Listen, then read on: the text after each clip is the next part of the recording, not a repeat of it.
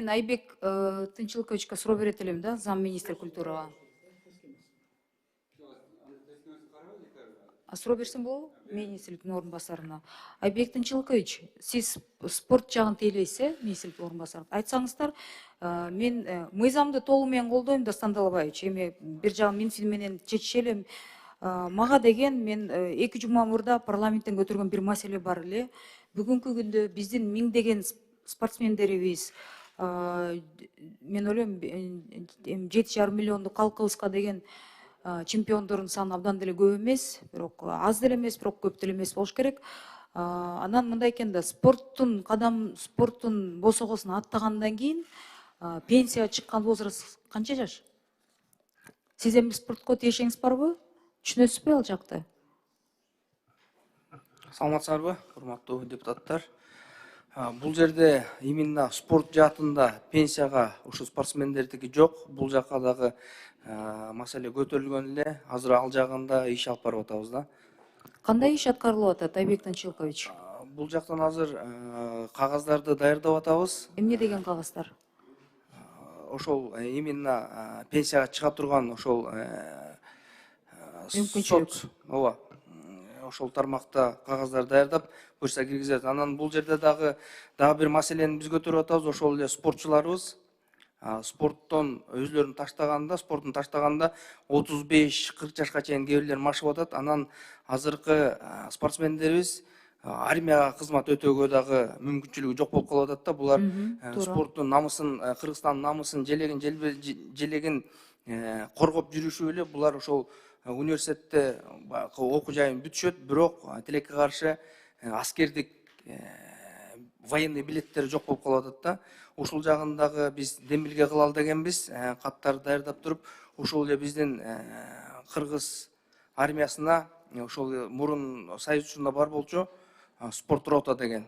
Ошолорду киргизип койсок, 1 жыл болобу же жарым жыл болобу, биздин эле алдыңкы спортчуларыбыз ошол жерге 1 айлык мөөнөт болобу же жарым жылдык болобу катышып, мындай армияга барып мөөнөт өтүп, бирок ошол эле кезде Кыргызстандын желегин, намысын коргоп, спорт жаатында да жүрө бергендей деген демилгени киргизели деп атканбыз да. Сиз өзүңүз спортко тиешеңиз барбы? Ооба, биз спорттон чыккан адамбыз. Кайсы сферадан? Биз бокстан келгенбиз. Вот как раз таки ассоциация боксадан мага кайрылышкан да жигиттер. Элбире же спортто эми сиз да ошол спорт түшүнгөн үй бүлөдөн келесиз деп, анан спортто мындай да алы күчү бул 18-20 жашында, андан да кичи жашында аралашышат. Анан же окуганыбыз окуп калышат, окубаганыбыз кийин ишке барайлык десек, сборлорго эми бизге көз экрандуу эмес да сборлор болот дейт.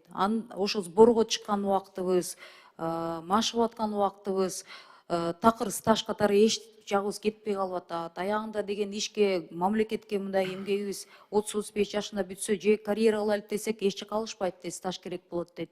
30 жашында убакытта келгенде 20 жаштагылар менен бирге да иштеген барайлык десек, ал жагынан да өзгөчө, окуу жагынан да биз аксап калып атабыз деп. Анан университеттерден бир льгота болобу деп жаштар сурап атышат.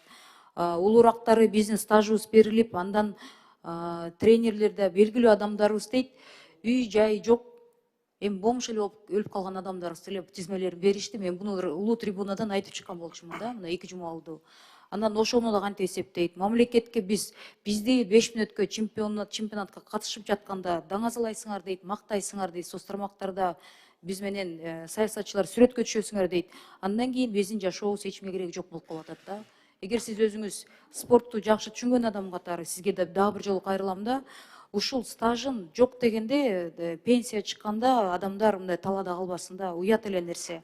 30 жылдан бери бул маселеге бир да жолу көңүл бурулбаптыр. Ошентип иштеген адам мамлекет кызматка барса дагы мени кайсы начальник чыдайт дейт. Спорго кетип калсам, посередине месяца тренировки 2 раза в день болуп калса, я никому не нужен, ни один руководитель этого не потерпит, тем более на государственной службе.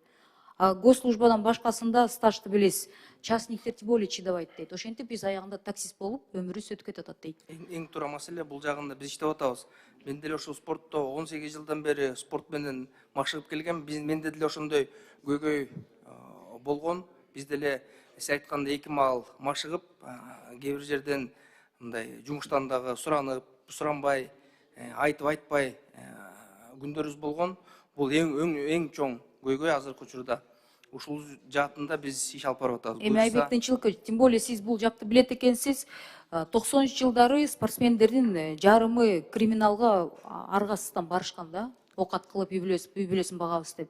Азыр спортсмендерди биз даңазалайбыз деп коебуз, бер жак жагын унутпай калайлы да. Ушул сиз тем более өзүңүз түшүнгөн адам экенсиз, колуңуздан келип жатканда ушуну аягына чыгып, анан гид жагын да көзөмөлдөп бериңиздер. Может быть, какой-то процент мы можем Сиз сделать. айткан ОПГга жагы да азыр деле 90 жылдар эмес, азыркы учурда деле биздин спортчуларыбыз аралашып жүрөт. Ошол эле жана аскердик билет боюнча. Азыркы мыйзам боюнча ушундай эле өкмөттүк ишке кириш үчүн обязательно баягы военный билет керек болуп атат да. Ошону чечип бересиздер. Буюрса ошолорду биз киргизгенге аракет кылабыз да. Муну коргоо министрлиги менен биргеликте бир чечимге келишибиз керек да. Анан университеттерде билим берүү министрлиги менен сүйлөшүп, может быть, какую-то льготу мы можем сделать для них. Мындай полностью 100% катышпаса, именно соревнованиянын зачетторду ошол жагынан может караштырып бересиңер. Жарайт. Рахмат. Дастан Талабаевич, Марлен мырза, колдойм. Рахмат.